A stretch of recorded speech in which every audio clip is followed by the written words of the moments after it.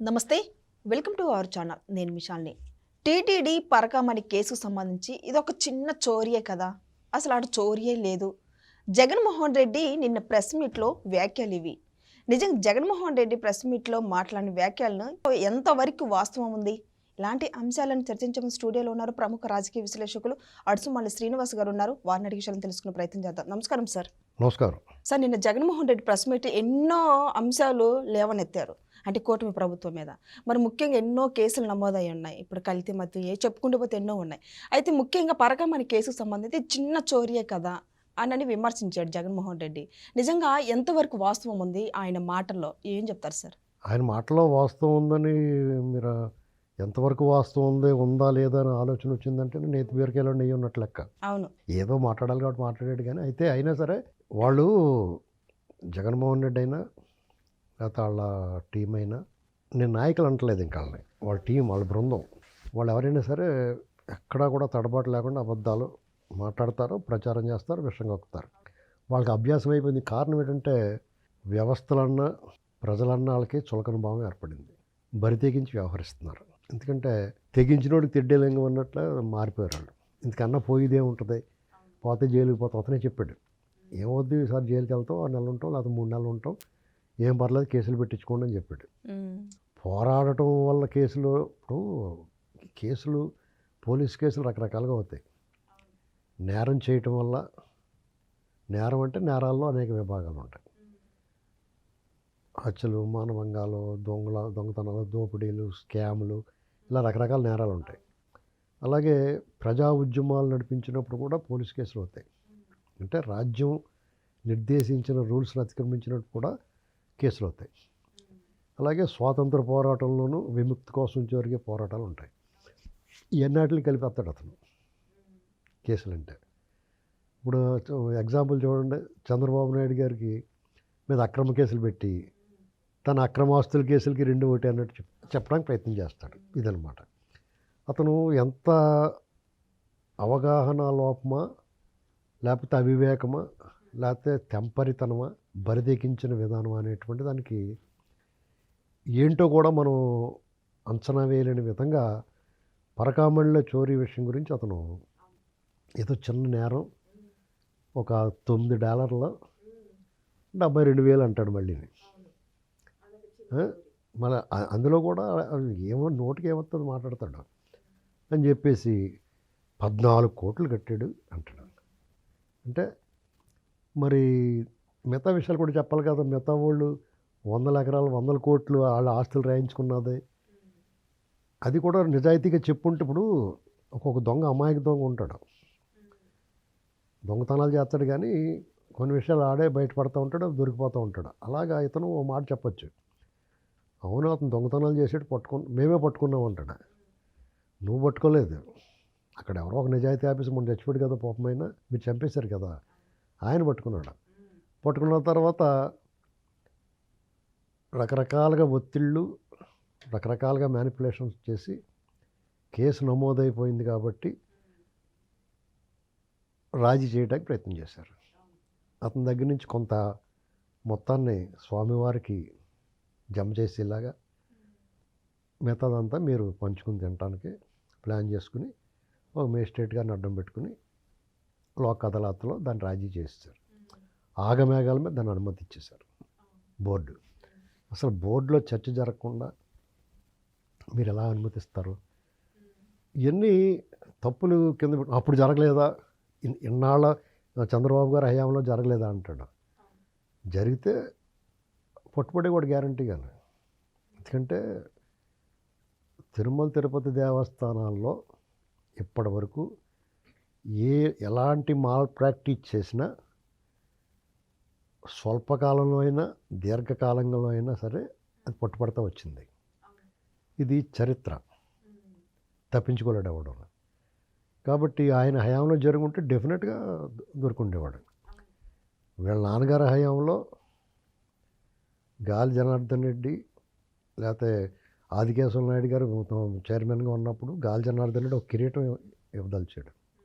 ఆ కిరీటం దాన్ని పెట్టుకున్నాడు. ఇలాంటి పనులు చేష్టలు చేశారు. తర్వాత వాళ్ళ గతి ఏమైందో చూసాం మనం.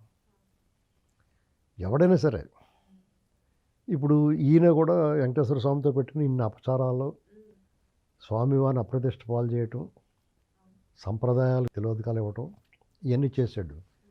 తన గతి ఏమైందో తనకి ఇంకా అర్థం లేదా? ముడ్డి పగిలిపోయిన తర్వాత కూడా ఇంకా నాకు అర్థం అవ్వడం నటించడం ఏంటి? 151 సీట్ల నుంచి 11 సీట్లకి నీ బుర్ర పాడైపోయి పనిచేసేవా? ఎవడన్నా బుర్ర బుద్ధి ఉన్నవాడు, వివేకము విజ్ఞానం ఉన్నవాడు రాష్ట్రంలో అంత మెజారిటీ వచ్చిన తర్వాత నువ్వు ఎంత బాగా పరిపాలించాలి, ప్రజల్లో ఎంత మంచి పేరు తెచ్చుకోవాలి, అవన్నీ వదిలేసి అరాచకము, అవినీతి, దోపిడీకి తెరదీసి బరిదేగించి వ్యవహరించారు. ఇప్పటికే పశ్చాత్తాపం కానీ పరివర్తన కానీ లేదు. అంటే నీ పాపం ఇంకా పూర్తిగా పండలేదు, సగమే 3 వంతులు పండింది, ఇంకో వంతు పండాలి. అప్పుడు పాపం పండిదాకా అలాగే మాట్లాడతారు మీరు. లేకపోతే ఎంత దారుణమైన మాట అది. స్వామివారి హుండీలో పరకామణిలో చోరీ అంటే నువ్వు ₹1/2 దొబ్బినా దొంగతనమే, మహా నేరం, పాపం. ₹1/2. అలాంటిది అతను కంటిన్యూస్గా దొబ్బేశాడు. చాలా వరకు కప్పెట్టేశారు వీళ్ళు. అయినా సరే ఎక్కడో చోట దొరుకుతాడు అన్నట్టుగా దొరికాడు. ఇది అందరికీ చుట్టుకుంటుంది. ఇది నీ దాకా రాదనుకుంటున్నావు, నువ్వు ఇవాళ సమర్థించావు కాబట్టి నీ దాకా కూడా వస్తుంది ఇది. ఇదేదో మరి ఏదో చేశారు నాకు తెలియలేదు, వాళ్ళు జరిగింది దోషులను వదిలిపెట్టకూడదు, శిక్షించాలని అనుంటే నువ్వు ఎస్కేప్ అవడానికి అవకాశం ఉండేది. నువ్వు వచ్చి నీ భుజం మీద వేసుకున్నావు కాబట్టి గ్యారంటీగా నీ పాత్ర ఉందేమో అనేటువంటిది స్పష్టంగా నిర్ధారణ అవుతుంది.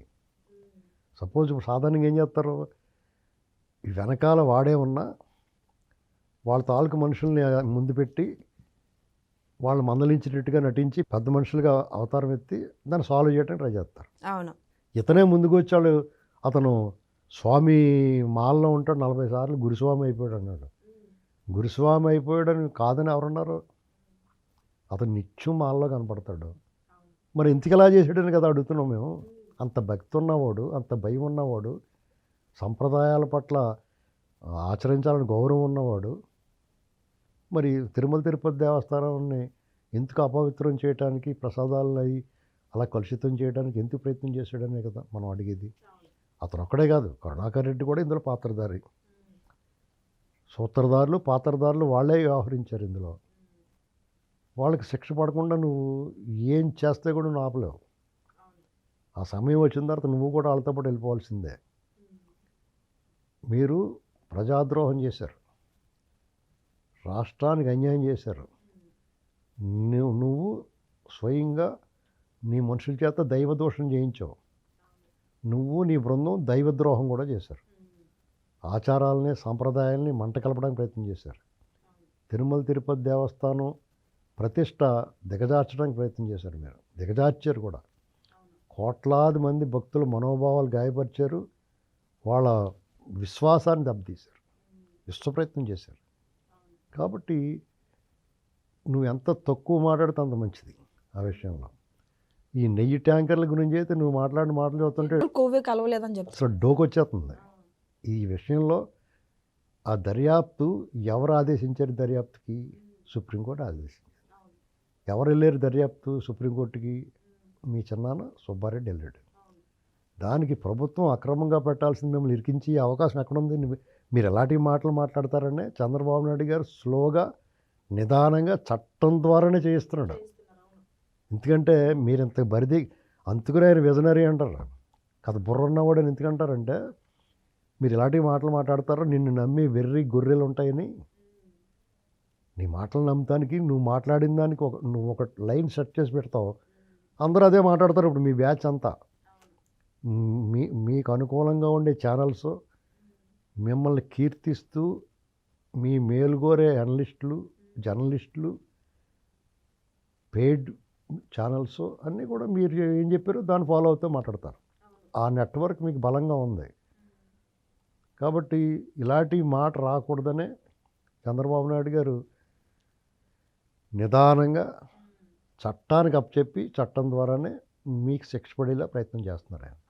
ఇప్పుడు మీరు ఇన్ని మాటలు మాట్లాడుతున్నారో, మిమ్మల్ని అరెస్ట్ చేసి ఎగిరెగిరి తన్నుకుంటా లోపల తీసుకెళ్ళటం ఎంతసేపు వాళ్ళకి? ఎవడు ఏం పెగలడు, ఎవడు అడ్డుకోగలడు? అలాంటి అక్రమ మార్గాలు ఆయనది రైట్ వే, రహదారి అయింది, నీ దారి అడ్డదారి. నువ్వు ఫౌల్ గేమ్ ఆడతావు, ఆయన ఫెయిర్ గేమ్ ఆడతాడు. ఎప్పటికైనా సరే ఫెయిర్ గేమే నిలబడద్ది. నిజం నిప్పులాడదని మురికిని అనలేదు. నువ్వు ఎన్నాళ్ళు దాద్దాం అనుకున్నావు, గుప్పిట్లో పెట్టుకుని అరిచేయి పుండు పడిపోయిన తర్వాత బొబ్బలు వచ్చేసిన తర్వాత నువ్వు విప్పుతావు ఎప్పుడోకప్పుడు. నీ నోటితో నువ్వే విప్పుతావు. అసలు నేను అంతసేపు మీటింగ్ పెట్టినప్పుడు, అతను ప్రెస్ మీట్ పెట్టినప్పుడు నాకేమైనా ఆ ఫ్లోలోను ఈ ట్యాంకర్లో ఇవన్నీ మాట్లాడతాం, ఈ ట్రైన్స్లో మనం ఇలా పంపించాం, అవి పంపించాం, రైతులకి సరుకు రవాణా చేసామన్నప్పుడు ఆ ఫ్లోలో నేను కొల్లగొట్టిన సొమ్ము కూడా కంటైనర్లో పెట్టి పంపించేసానని చెప్పేస్తాడేమో అనుకున్నాను. అది చెప్పలేదు. ఆ స్పృహ ఉంది. మళ్ళీ ఆ తెలివితేటలు బాగానే ఉన్నాయి, మళ్ళీ దొంగ తెలివితేటలు. ఏమైనా ఒకటి, మా బలము బలహీనత నువ్వే అంటూ ఉంటారు కదా ఎవరన్నా. కూటమి ప్రభుత్వానికి బలము బలహీనత కూడా జగన్మోహన్ రెడ్డే. అతను ఎప్పుడు బయటకు వచ్చి ముఖం చూపించినా, అతను ఎప్పుడు వచ్చి విషయాల మీద మాట్లాడినా వాళ్ళకి జవసత్వాలు ఏదైనా డ్రాప్ అవుతున్న బీపీ డౌన్ అయిందంటారు, మళ్ళీ బీపీ పెరుగుతూ ఉంటుంది వాళ్ళకి. అలాగా ఇతను అరాచకాలన్నీ మళ్ళీ గుర్తుకొస్తాయి జనాలకి. ఇప్పుడు ఒక్క మాట మాట్లాడాడనుకో, అతను ఏం అరాచకం చేశాడో గుర్తుకొస్తుంది గ్యారంటీగానే. అందుకనే నేను ప్రతిరోజు కూడా అతను 5 సంవత్సరాల్లో చేసిన అరాచకం మీద ఒక్కొక్క దాని మీద ఒక సిరీస్ ఏదో ఒక ఛానల్కి కన్సైన్ అయ్యి ఒక సీరియల్ లాగా మాట్లాడాలని అనుకుంటున్నాను నేను. ఎందుకంటే గత 5 సంవత్సరాలు మాట్లాడాను నేను, కొత్తగా ఏం మాట్లాడక్కలేదు. దాన్నే మళ్ళీ రిపీట్ చేయడమే. రిపీట్ రన్ అంటారు సినిమాలు. విజయ వాళ్ళు సినిమాలు రిపీట్ రన్ వచ్చి ఇదివరకు మాయాబజారు, జగదేక వీరుని కథలు ఇలాంటి ఉంటాయి సినిమాలు కొన్ని. పాత రామారావు గారి సినిమాలు అయ్యి, పాతాళ భైరవి ఇలాంటి ఒక మళ్ళీ ఇతను ఓ రిపీట్ రన్ అయ్యాలి ఇప్పుడు తప్పదు. ఎందుకంటే జనాలు మర్చిపోకూడదు, ఈ దెయ్యం ఉండేది ఒకప్పుడు, ఒకానొకప్పుడు ఇక్కడ దెయ్యం ఉండేది ఇంట్లో అని చెప్తారు కదా. అలాగే ఆ దెయ్యం ఇప్పుడు కూడా ఉందని చెప్పాలి. సార్, నకిలీ మద్యమేమో ఎవరి హయాంలో జరిగింది, అది మా హయాంలో కాదు మీ హయాంలో జరిగిందని చెప్తున్నాడు. ఎవరి హయాంలో జరిగిందంటే ఏం ఎవరి హయాంలో జరిగినాక చేసింది ఎవరో వాళ్ళు నీ హయాంలో జరిగినట్టు పట్టుకోలేదు, వీళ్ళ హయాంలో జరిగినట్టు పట్టేసుకున్నారు. ఇప్పుడు చంద్రబాబు నాయుడు గారు జగన్మోహన్ రెడ్డిలో బుర్ర కూడా ఏమన్నా అంటే కొంపకు అగ్గెట్టుకుంటాడు ఆయన ఎందుకు ఊరుకుంటాడు ఆయన? అసలు నీలాగా మద్యం పాలసీని మొత్తం సొంతానికి వాళ్ళు ఇంట్లో తయారు చేసి అమ్మలేదు కదా ఆయన.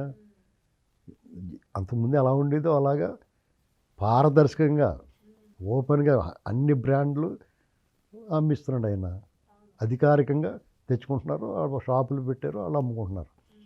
అందులో నీలాంటి వాళ్ళు దూరి నకిలీ మద్యం అమ్మడానికి ట్రై చేస్తే టకమ్మని పీకి పట్టేసుకున్నారు. ఇప్పుడు వాళ్ళు లోపల పోయారు వాళ్ళు అందరూ. రేపో మాపో మాదేం తెలియదండి, మా వాడే చేయించమన్నాడండి అని చెప్పేస్తారు వాళ్ళు.